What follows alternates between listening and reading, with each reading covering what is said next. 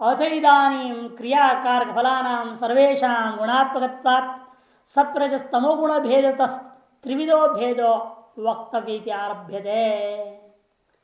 उसके अनंतर अब क्रिया भी तीन प्रकार की है, कारक भी तीन प्रकार के, फल भी तीन प्रकार के हैं, क्योंकि सभी के सभी गुणात्मकता तृणात्मक है, मायामय अविद्यामय। इसे प्रत्येक चीज तृणात्मक होने के नाते प्रत्येक का तीन तीन बीज स्वतः सिद्ध हो जाता है। सत्व गुण को लेकर के एक, रजगुण को लेकर एक, तमोगुण को लेकर एक करके प्रत्येक का तीन तीन भेद, तीन तीन प्रकार का भेद आपको अवश्य कहना चाहिए। इस बात को ध्यान रखते हुए आगे कार्य का आगे जो श्लोक आरंभ होता है, ज्ञानं कर्म च कर्ता च तृदैव गुण भेदतः प्रोच्यते गुण संख्याने यथावच्छृणुतान्यपि। ज्ञानं कर्म च कर्ता च, ज्ञान कर्म माने क्रिया और कर्ता, ये तीनों के तीनों भी प्रत्येक गुण भेद सत्वरजतम रूपी गुणों का भेद की वजह से तीन तीन प्रकार के हैं समझो। और प्रोच्यते गुण संख्यान यथावत तान्य विष्णु। प्रोच्यते मैंने कथ्यते कथन किया जाता है, कहाँ कथन किया गया है? गुण संज्ञाने, गुणों का वर्णन करने वाले कपिल शास्त्र। क्योंकि वेदांत और कपिल दर्शन में माया की त्रिगुणात्मकता में कोई विरोध नहीं है। उन्होंने प्रकृति नाम से बोलते हैं, माया नाम से हम लोग बोलते हैं। जहां तक त्रिगुणता है, सत्वस्तमता, उसमें कोई हमारा विरोध नहीं है। लेकिन विरोध कहाँ है? वो उसको स्वतंत्र मानते हैं, नित्य मानते हैं इत्यादि, वो खंडन करना है केवल। बाकी त्रिगुणात्मकता और त्रिगुणात्मक माया प्रकृति का एक कार्य सारा जगत है, इतनी बात में हम स्वीकृति करते हैं। माया का, उनको प्रकृति का परिणाम जगत का, ठीक है, त्रिगुणों का परिणाम जगत है, उतना हम भी मानने को तैयार है। वो जो क्रम बता रहे महद अहंकार, वो क्रम भी हमें स्वीकार है।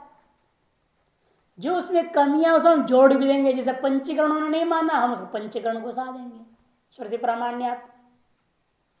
और जो श्रुति विरुद्ध मानते हैं उसको हम त्याग।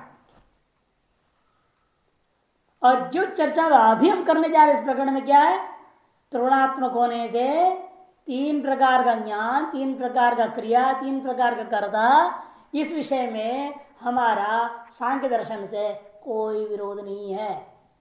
इसे जिस प्रकार से सांख्य दर्शन में कहा गया है उन्हीं को मैं तुम्हें स्पष्ट कथन करने जा रहा हूं। तुम बड़ा एकाग्र चित्त होकर के ध्यान से सुनो।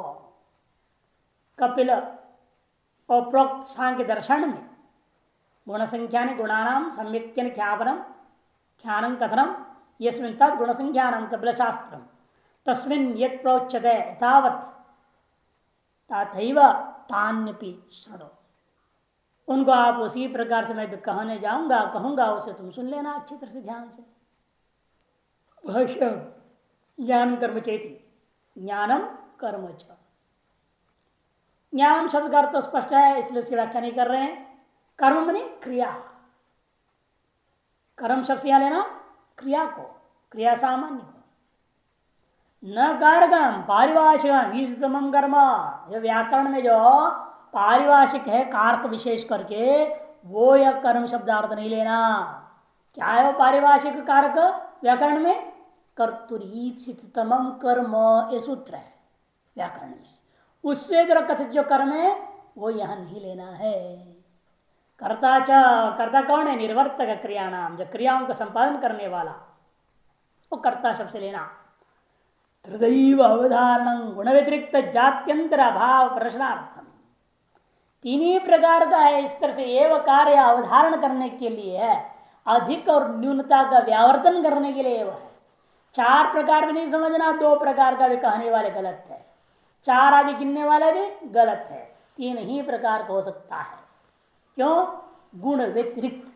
गुण कितने हैं? तीन है ना, सत्वरज तम। उससे अतिरिक्त जात्यंतर अभाव, उससे अतिरिक्त कोई जात्यंतर वस्तु का अभाव को प्रदर्शन करने के लिए एवकार आया था। तो तीन ही है, गुण भेदतः सत्वादि भेदे, सत्वरज तम भेद से वह तीन ही प्रकार के हैं, न दो है न चार आदि है। प्रोच्यते कथ्यते। ऐसा कथन किया गया है कहा? गुण संख्या कापिले शास्त्रे, कपिल शास्त्र में कहा गया है, सांख्य दर्शन में। कापिलम पातंजलम इत्यादि शास्त्र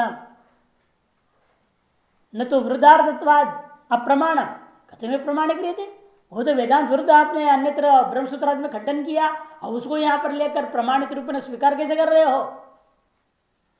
तब कहते तदपि गुण संख्या न शास्त्रम गुण भोक्तृ विषय प्रमाणम।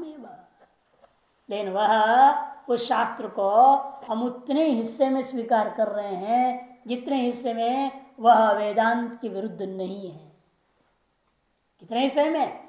गुण संख्यान शास्त्र, गुणों का सम्यक कथन करने वाला उतने शास्त्र को, और गुण भोक्तृ विषय, गुणों का भोक्तृ विषय में जो कहा गया है उतना हम स्वीकार करते हैं। गुण भोक्तृ में गुणवृत्ति विचार आंध्र स्पष्ट करते हैं। गुणवृत्ति विचारे गौण व्यापार से, और गुणों के कार्य का व्यापार में भोगादि निरूपण, और भोग का निरूपण के विषय में निपुणा, वे निपुण है। तथापि कथम तदीयम शास्त्र मात्र प्रमाणीकृत्यम कथम इत्याशंक्य ते ही, तथापि ते ही कापिला गुण गौण व्यापार निरूपणे अभियुक्ता। क्योंकि वे जो कपिल दर्शन वाले, उनकी पुरुष तत्व के बारे में हमारा कोई मतलब आगे आएगा स्पष्ट, वह हम खंडन कर देंगे अनेक पुरुष वगैरह। लेकिन जो वो लोग कार्य गुण के विषय में और गुणों से बना हुआ कार्य गौण, गुण ही निवृतम यदि गौणम कार्यभूत जगत, और वहां होने वाला व्यवहार व्यापार, उसके निरूपण में अभियुक्ता, अभियुक्त है वो, माने निपुण है वो, कुशल है वो लोग। इति तत्शास्त्र वक्षमाणार्थ स्तुत्यर्थत्वेन उपादीयत, वह शास्त्र भी वक्षमाण पदार्थों की स्तुति करने के लिए उपयोगी समझ करके उसको हम यहाँ ग्रहण कर रहे हैं। इति न विरोध, ऐसा कोई विरोध नहीं है। वक्षमाण अर्थ क्या है वो भी आंध्र अंतिम में स्पष्ट कर देखिए। ज्ञानादिशु, ज्ञान कर्म और कर्ता, ज्ञान क्रिया और कर्ता, इन प्रत्येक का अवान्तर भेद ये वक्षमाण पदार्थ है। तस्य तंत्रांतर भी प्रसिद्धि कथन, और वो जो हम कथन कर रहे हैं यहाँ पर आगे प्रत्येक का त्रिविधता, ये शास्त्रांतर भी प्रसिद्ध है।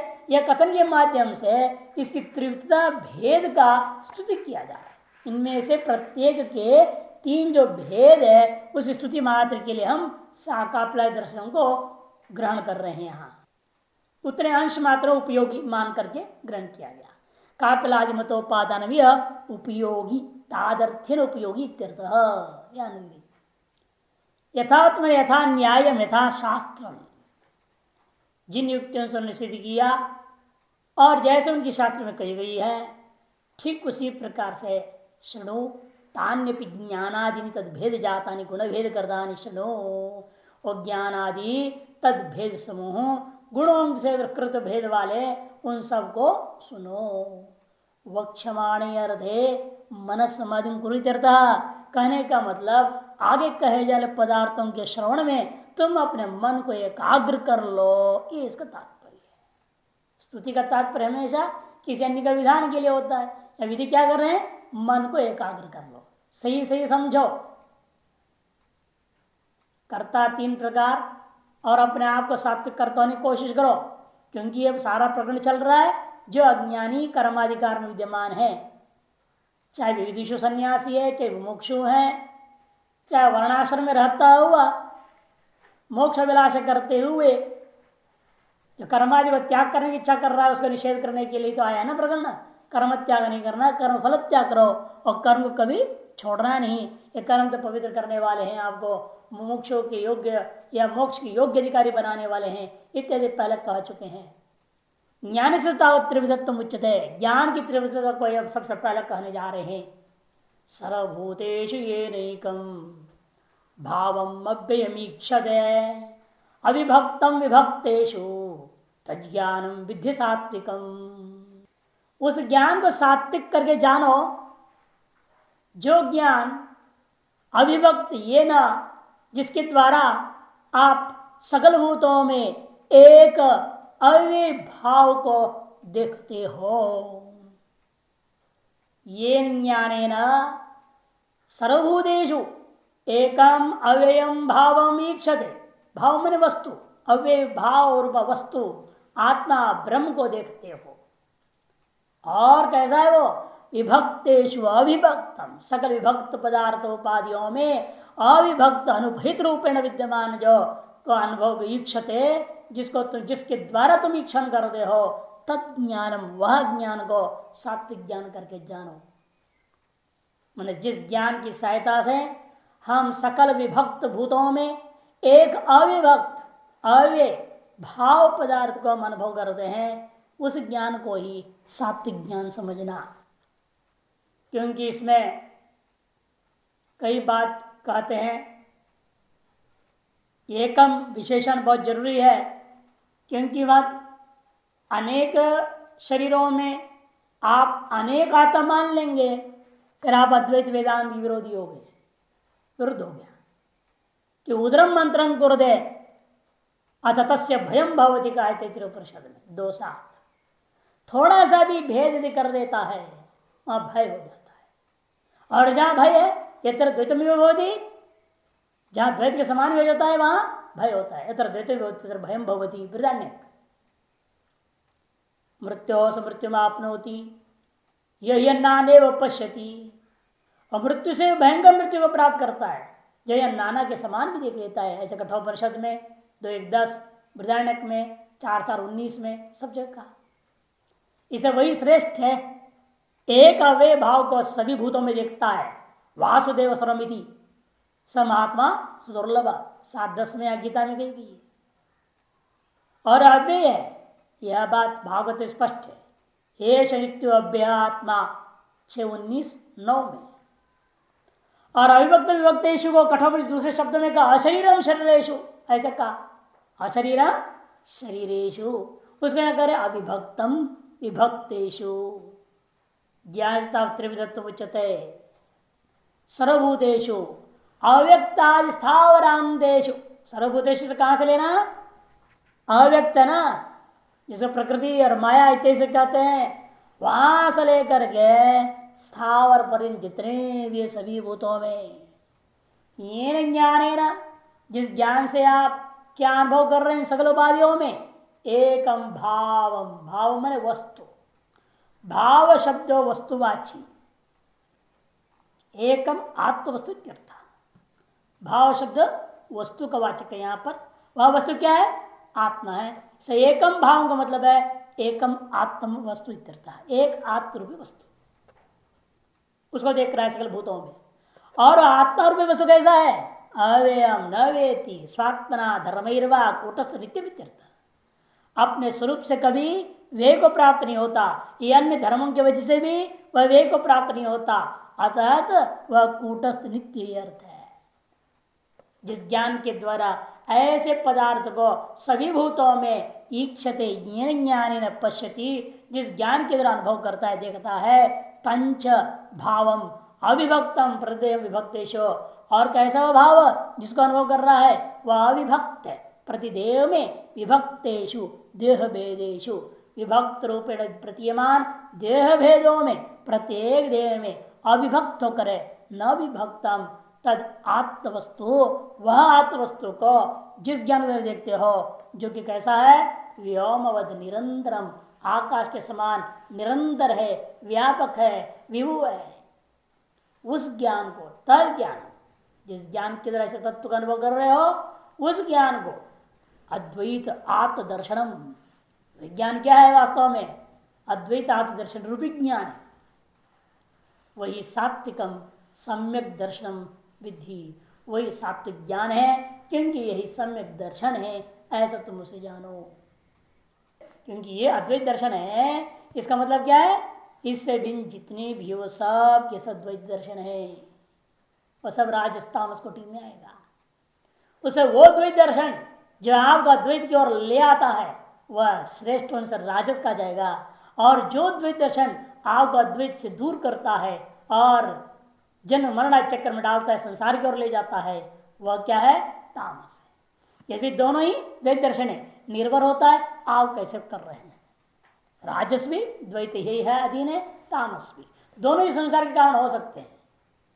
इसे भाषा करें, यानी द्वैत दर्शनानि तानि असम्यक भूतानि राजसानि तामसानि चेति न साक्षात संसार उच्चित्ते भवन्ति किंतु संसार प्राप्त भवन्ति। जितने भी द्वैत दर्शन है वे सब के सब असम्यक भूतानि, वो सम्यक दर्शन नहीं है, असम्यक है। राजसानि तामसानि च, या तो राजस है या तामस है। वे इसलिए साक्षात संसार को उच्छेद में उपयोगी नहीं है। साक्षात संसारोच्चित न भवन्ति किंतु संसार प्राप्ति भवन्ति साक्षात परंपरा वा। तमोगुण तो साक्षात हो जाएगा, और राजस ये फलाकांक्षा से करोगे संसार कारण हो जाएगा, फलाकांक्षा से रहित से करोगे, दम्भा से रहित से करोगे तो मोक्ष के अधिकारी बना देगा वो अंतःकरण शुद्धि के द्वारा। क्योंकि उसमें क्या होता है, यो अन्यो अन्याम देवता उपासते अन्यो असो अन्यो हमस्मी न सवेद। परिषद में कहा 1:4-10 में, जो कोई पुरुष वो अन्य देवता को उपासना करता है, कैसे वो अलग है मैं अलग हूं ऐसा जानता है, तो वह वास्तव में आत्मा को नहीं जानता है। वह व्यक्ति निश्चित रूपेण संसार को ही प्राप्त करता है, संसार को छेद नहीं कर सकेगा। उस राजस ज्ञान, जिस ज्ञान के वजह से वह भेद बुद्धि से सब कुछ उपासना आदि करता, कर्म आदि को अनुष्ठान करता है, वह ज्ञान को बता रहे हैं। वह राजस ज्ञान कैसा होता है, पृथक्तेन तो यज्ञानम नाना भावान पृथक विधान वेत्ति सर्वेषु भूतेषु तज्ञानम विद्धि राजसम। पृथक तू जो है सात्विक से व्यावर्तन करने के लिए आया, सात्विक ज्ञान से भिन्न है, विलक्षण है, ऐसे राजस है जो ज्ञान वो बताने के लिए तू शब्द प्रयोग कर दिया। पृथक्त्वेन नाना भावान पृथक विधान, क्या कर रहा है, भेद के द्वारा प्रत्येक शरीर में अन्यत्वेन ग्रहण करता है। जो ज्ञान, जिस ज्ञान से प्रत्येक शरीर से आत्मा को अलग अलग अलग है ऐसे ग्रहण कर रहा है, और नाना भावान पृथक विधान, नाना भाव भिन्न भिन्न आत्मा समझ रहा है वो, और भिन्न भिन्न आत्मा हो तो भी भिन्न भिन्न प्रकार का भी मान रहा है। जिस ज्ञान के द्वारा ऐसे जानता है, सकल भूतों में सर्वेषु भूतेषु व्यक्ति, यद ज्ञान ये ज्ञानी न व्यक्ति तज्ञानम राजस विद्धि, उस ज्ञान को राजस ज्ञान करके जानो। भाष्य पृथक्त्वेन तो भेदेन, पृथक्त्वेन मैंने भेदेन, भेद पूर्वक ग्रहण कर रहा है। कहा, प्रति शरीर अन्यत्वेन, प्रत्येक शरीर में अलग अलग अलग करके ग्रहण कर रहा है। प्रत्येक सभी शरीरों में एक आत्मा नहीं, प्रत्येक शरीर में अलग अलग आत्मा है मानता है। केवल अलग अलग आत्मा है, लेकिन ये सारी आत्मा है उस ब्रह्म से भिन्न है या अभिन्न है, तो भिन्न ही बोल देगा, वो गड़बड़ कर दिया। अभिन्न का तो कोई दिक्कत नहीं। जैसे प्रत्येक जल में जो सूर्य दिख रहा है, तो अलग अलग सूर्य है, अनेकों सूर्य है कह दें तो कोई आपत्ति नहीं है, जब तक तब तक आपत्ति नहीं मानी जाएगी यदि आप कहते हैं ये जो अनेक सूर्य दिख रहा है ये सब उस एक सूर्य से अभिन्न है, क्योंकि ये सब क्या है, प्रतिबिंब है। ये सारे प्रतिबिंब और बिंब से अभिन्न मान लोगे तो आपत्ति नहीं है। लेकिन मानता क्या है, पृथक विधान, समस्या खड़ा कर दिया उसने, उसे भिन्न मान लिया उसने। बिंब से ये प्रतिबिंब सब भिन्न नहीं है मान लिया, इसको प्रतिबिंब नहीं माना, ये वास्तविक है मान रहा है। इसलिए यदि प्रतिबिंब मानता तो बिंब से अभिन्न मानना पड़ जाएगा। इसे वो कह रहा है, वो कहते पृथक विधान, पृथक प्रकार, भिन्न लक्षण, भिन्न भिन्न लक्षण वाले हैं बोलते, सब अलग अलग अलग है। मुंडे मुंडे मतिर भिन्न, इसे आधार पर तो है, हर खोपड़ी अपनी अपनी अलग अलग अलग है, इसलिए कहते हैं सब अलग अलग प्रकार के हैं। ये नाना आत्मा है, भिन्न प्रत्येक शरीर रूपी भेद को लेकर के अनेक आत्मा है, और वे अनेक आत्मा प्रत्येक एक दूसरे से अत्यंत विलक्षण है, भिन्न भिन्न लक्षण वाले हैं। ऐसा जिस ज्ञान के द्वारा वह जान रहा है सकल भूतों में, वह ज्ञान को राजस ज्ञान समझो। सब भाषकर कहते भेदेन प्रतिशरण अन्यत्वेन यद ज्ञानम, ये न ज्ञानम, ये न जायते नाना भावान में भिन्नान आत्मन, भिन्न भिन्न आत्माओं को देखता है। और पृथक विधान पृथक प्रकार भिन्न लक्षण, केवल भिन्न भिन्न आत्मा ही नहीं मानता बल्कि भिन्न भिन्न आत्मा भिन्न भिन्न लक्षण वाला भी है मान बैठा। ऐसा व्यक्ति विजानाति, यदि ज्ञान फिर तो इसलिए ऐसे जानता है जिस ज्ञान से। कहा जान रहा है ऐसे? सर्वेश भूतेषु, सकल भूतों में। ज्ञान से कर्तृत्व संभवाद ये ज्ञान निवृत्ति। यदि ज्ञान प्रथमांत है लेकिन उसको तृतीयांत में परिणाम कर लेना पड़ेगा। ज्ञान तो कर्ता हो नहीं सकता, इसलिए ज्ञान के अंदर कर्तृत्व संभव होने से इस कर्ता को यही लेना पड़ेगा। ये न ज्ञान ज्ञान व्यक्ति का क्या ना, ये न ज्ञान व्यक्ति, जिस ज्ञान के अंदर ऐसे वो जान रहा है सकल भूतों में, तद ज्ञान विधि राजसम रजो निर्वृत्ता, उस ज्ञान को रजगुण से संपन्न है ऐसा निश्चय कर लेना। रजगुण से ही निवृत्त है, संपादित है ऐसा समझो। इसलिए बहुवचन जो प्रयोग किया है भगवान ने श्लोक में अत्यंत भेद को प्रश्न करने के लिए ही प्रयोग किया, यहां समझना। और अब तामस का वर्णन करने जा रहे हैं। यत्तु कृष्णवदेकस्मिन् कार्ये सक्तम हेतुगम अतत्वार्थवदल्पंच तत्तामसमुदाहृतम। उसको तामस ज्ञान करके लोगों ने कहा है, जिस ज्ञान से आप क्या कर रहे हैं, एक अस्मिन कार्य, एक एक कार्य में भी वह आत्मा पूर्ण रूपेण है, और वह आत्मा अलग अलग है, इतना ही नहीं बल्कि एक ही में है और अन्यत्र है ही नहीं बोलता है नहीं दूसरी जगह। जैसे कृष्ण भगवान को मैं कृष्ण ही सब कुछ है, बाकी कहीं कुछ नहीं। मंदिर में है भगवान और कहीं नहीं।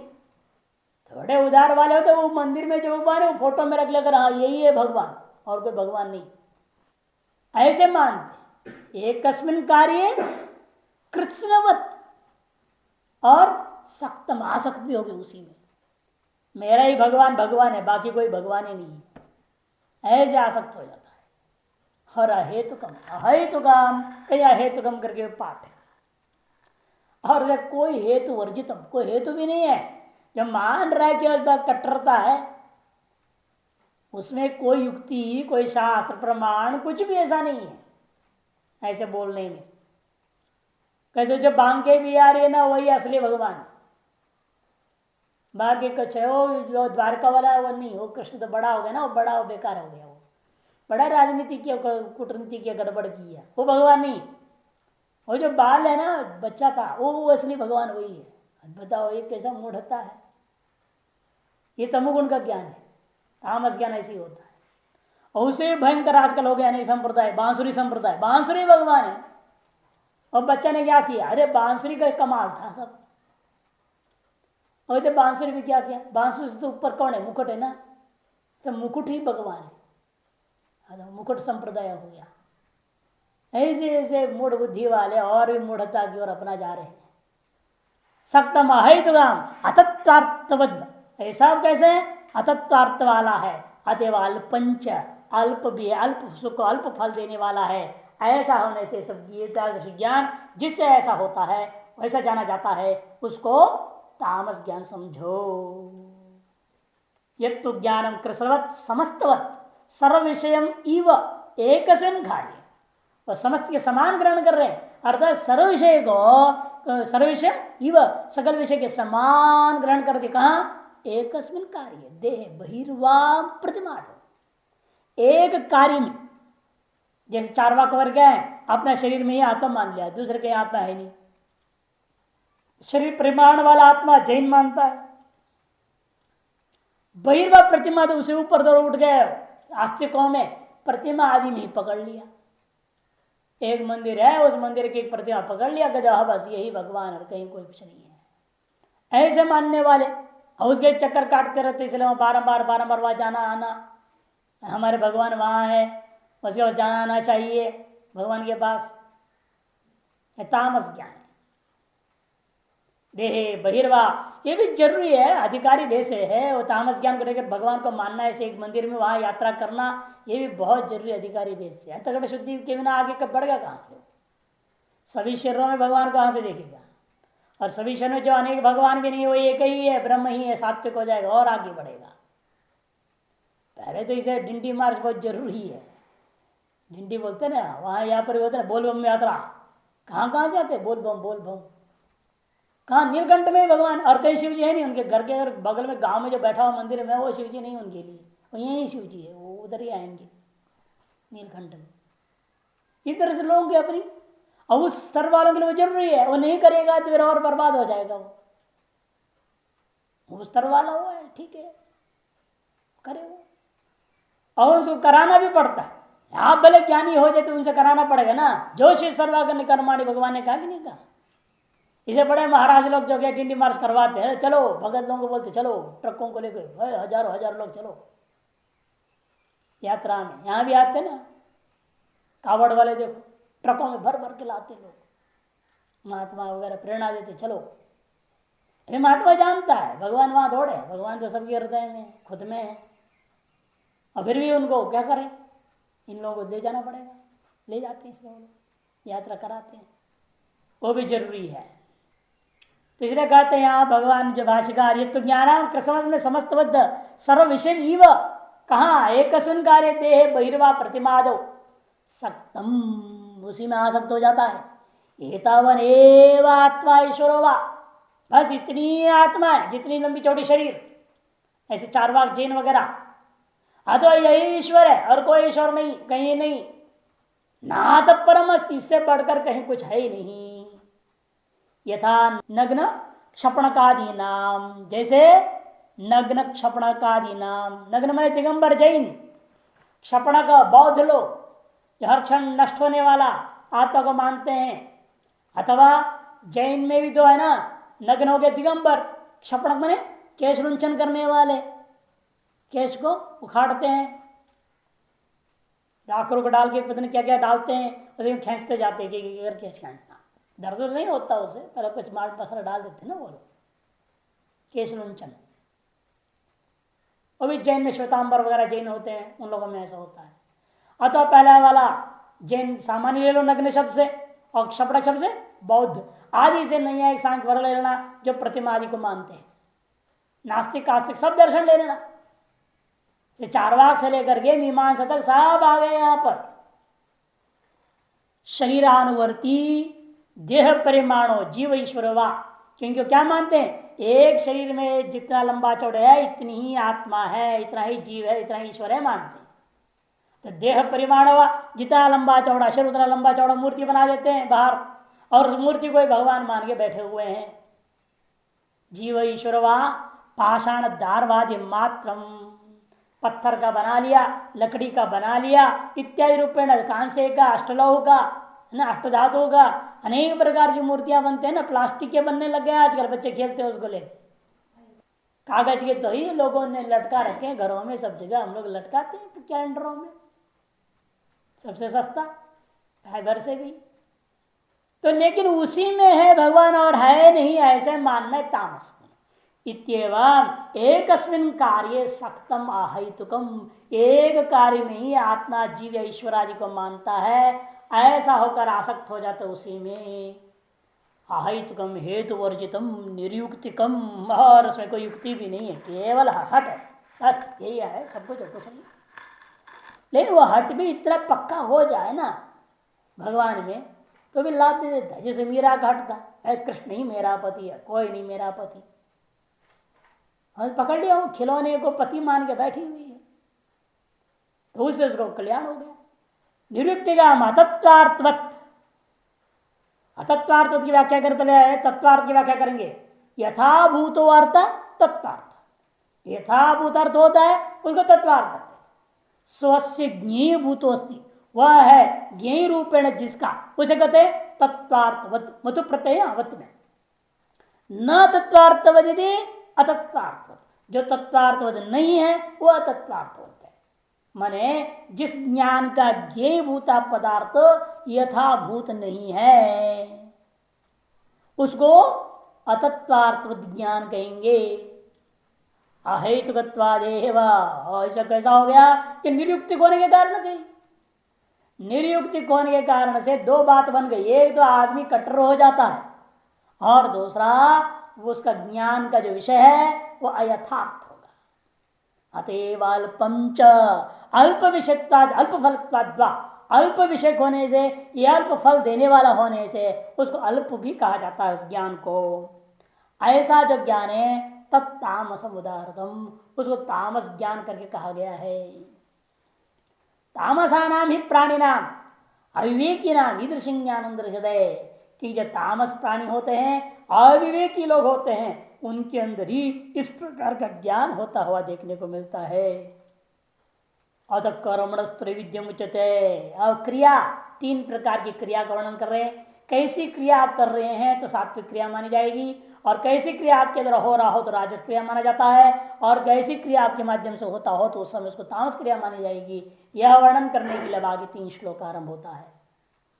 नियतम संगरहितम अरागद्वेषदहृदम अफल प्रेप्सुना कर्म यत्तत्सात्विक मुच्यते। नियतम नित्या जो क्रिया आप नित्य समय से पर ठीक से करते हैं वह सात्विक क्रिया। जो मन हुआ मूड हुआ किए और नहीं किए नियत नहीं है ना, वह नियत नहीं है, वो सात्विक नहीं, वो रजगुण से।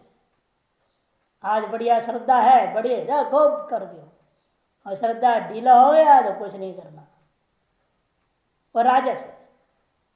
और टिकाऊ है तो उसको नियत है, नित्य है और सात्विक क्रिया समझो। और कैसा है संगरहितम, आगे भी कहेंगे इसे सात्विकर्ता के लिए मुक्त संगोनहमवादी है ना, 26वें श्लोक में आएगा इन्हीं तीन के बाद।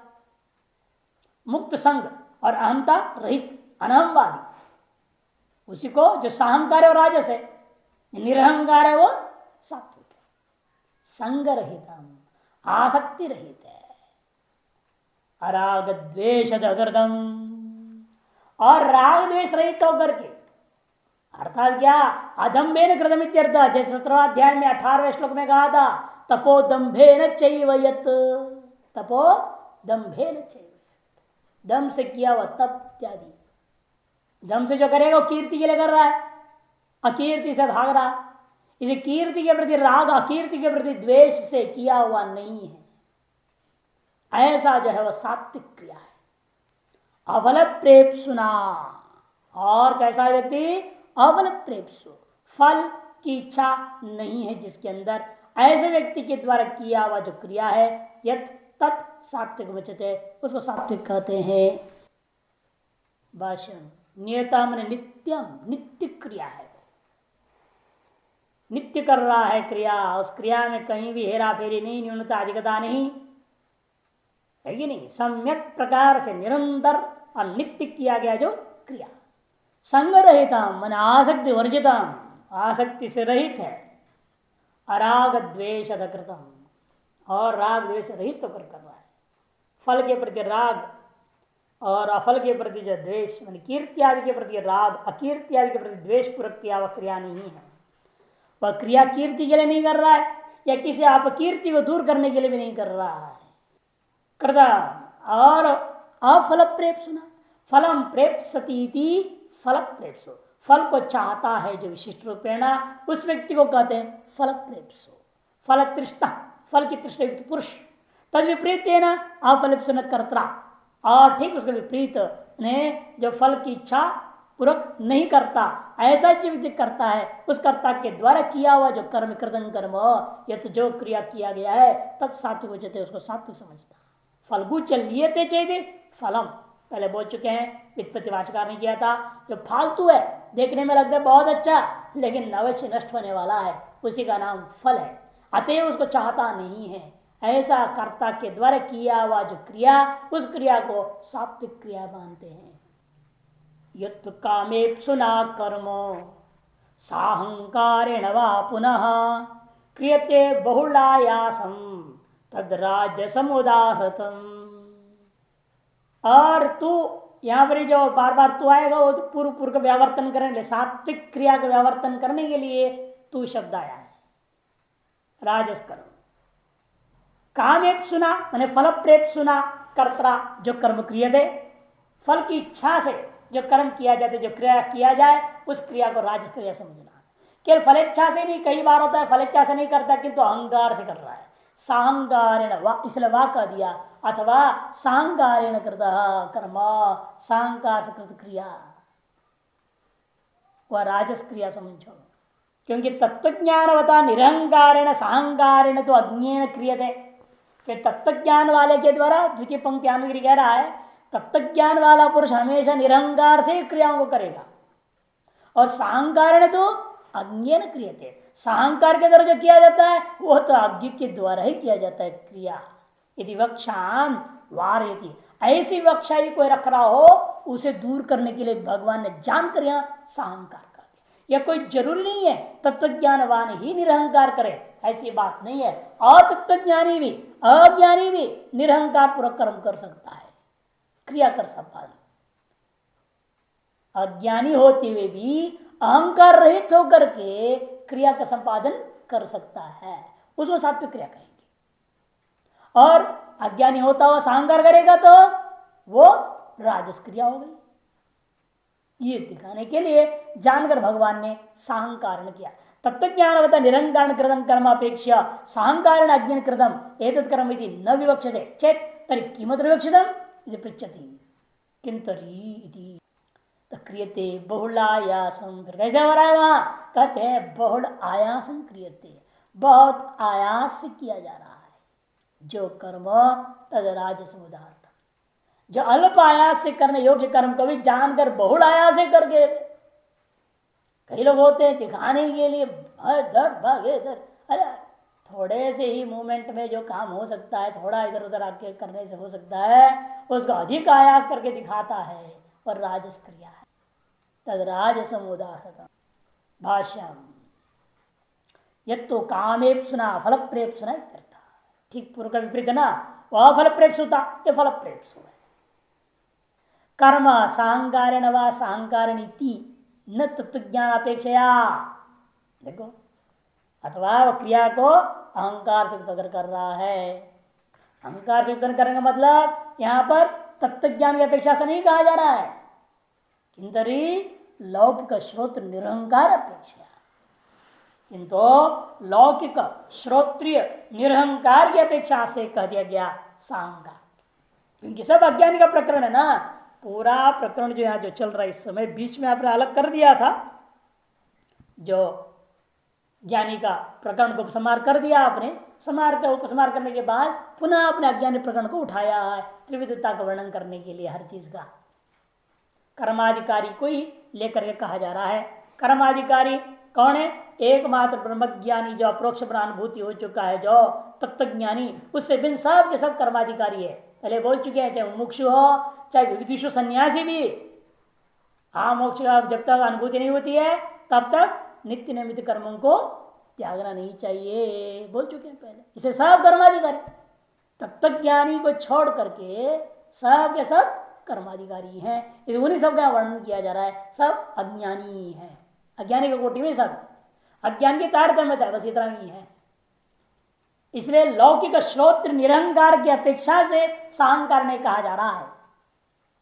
यो ही परमार्थ निरहंकार आत्मिक न तस्य कामेप्सुत्व बहुलायास कर्तृत्व प्राप्तिस्ति, क्योंकि जो पारमार्थिक निरहंकारी आत्मज्ञानी है उसके अंदर कामेप्सुता फल की इच्छा, बहुल आयास, कर्तृत्व आदि की प्राप्ति ही नहीं हो सकती है।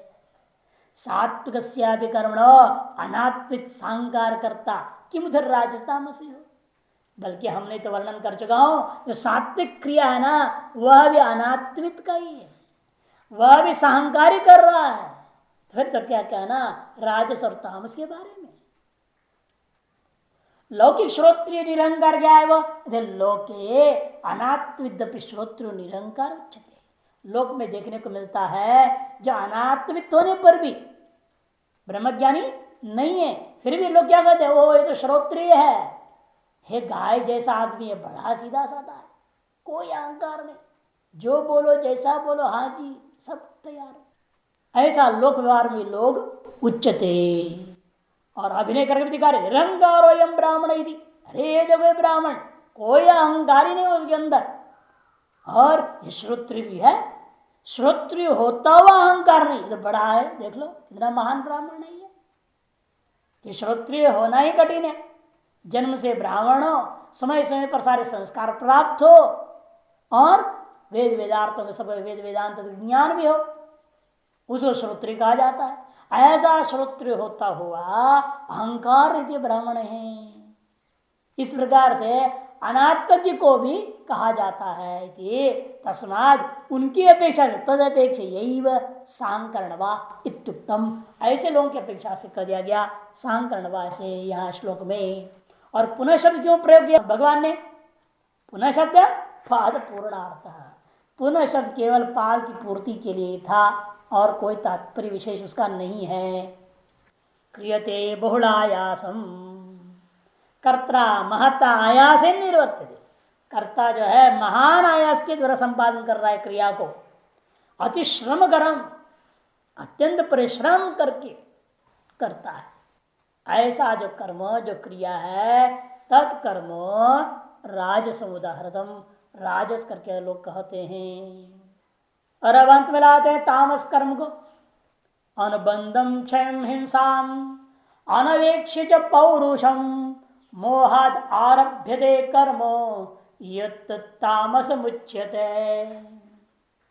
उसे तामस कर्म कहते, तामस क्रिया कहते हैं जो अनुबंधम कर दिया, अनुबंध है, अनुबद्धित अनुबंधा अने पश्चात बाय वस्तु जो आपको बंधन में डालने वाला है और विनाश स्वभाव वाला है, क्षयम छ, पश्चात बांधता है आपको, इतना ही नहीं बल्कि नाश भी कर देता है, क्षयम च। हिंसाम अनवेक्ष्य पौरुषम, और जिसमें हिंसा प्रदान है, काया वाचा मनसा हिंसा युक्त है, परिपीड़न युक्त है, तो क्षय करता है। क्या कहते हैं? अनुबंध का अर्थ होता अनुबद्धित अनित्य अनुबंध में फलम, फलाकांक्षा है इसके पास भी। और क्षय मने शक्ति का क्षय भी होता है और धन का भी क्षय हो रहा है, हर तरह का क्षय होता है। और हिंसा पर पीड़ा भी है, लोग देख के जले उसे, ऐसा काम करता है। पौरुषम मैंने अपना जो सामर्थ्य है, पौरुषम अपेक्ष पुरुष कारण अनपेक्ष, अपेक्षा किए बिना, चिंत विचार किए बिना, अपना शक्ति सामर्थ्य कुछ विचार किए उन्हें चल पड़ा हो, बाद में होगा ही नहीं वो काम ढंग से, वो आधे में छोड़ना पड़ जाएगा। मैं ये कर्म करने की क्रिया कर समर्थ हूं, ऐसा सोच पड़ा, यद्यपि स्वयं समर्थ नहीं था। अविवेक से समझ रहा है ऐसे, जो काम करने में समर्थ नहीं है वह काम मैं कर सकता हूं, अविवेक पूर्वक जो सोच पड़ा और वो क्रिया आरंभ कर दिया। मोहाद आरभ्य दे कर्म, मोहवशात अविवेक वशात वह क्रिया को आरंभ कर देता है। ऐसी जो क्रिया होती है उस क्रिया को तामस क्रिया कहते हैं। भाष्यकार अनुबंधम, अनुबंधम पश्चात भावित वस्तु स्व अनुबंध उच्चते तंच अनुबंधम, जब बाद में मिलने वाला, बाद में क्या मिलता है? फल ही तो मिलेगा, क्रिया का फल। बाद में जो मिलने वाला ना क्रिया का फल अनुबंधित अनिवित अनुबंधा फलम, ऐसा व्युत्पत्ति लोगों ने किया इसलिए। पश्चात भावी जो वस्तु, बाद में क्रिया संपादन के बाद मिलने वाला जो वस्तु है, जो फल है, उसका नाम अनुबंध है, उच्चते तंच अनुबंधम, उस फल को लेकर के कर रहा है क्रिया। क्षयाम यस्मिन कर्मणि क्रियमाणे शक्ति क्षय और तक्षय वास्या, जिस क्रिया के करने पर आपकी शक्ति का क्षय हो जाए, धन का क्षय हो जाए और उसे कोई लाभ न होवे, उसको समझो क्षय, ऐसा क्रिया। तम क्षयम हिंसा प्राणी पीड़ाम, और हिंसा प्राणी की पीड़ा, इन सब का चिंतन ही नहीं करता, अर्थात सब जगह अनपेक्षित जोड़ देना, फल के चिंतन नहीं कर रहा है, क्षय की चिंता नहीं कर रहा है, हिंसा के चिंतन नहीं करता, अपने सामर्थ्य का चिंतन नहीं करता, कुछ भी विचार विवेक किए बिना झटपट काम में लग जाना, क्रिया में लग जाना, उसका नाम तामस क्रिया। यह अनपेक्ष को भागवतकार कहेंगे। अभी पहले शब्दार्थ कर रहे हैं। प्राणी पीड़नम हिंसा प्राणी पीड़नम अनपेक्ष पौरुषम ने पुरुषकारम शक्नो विधम कर्म समापितुम इत्येवं आत्मसामर्थ्यम।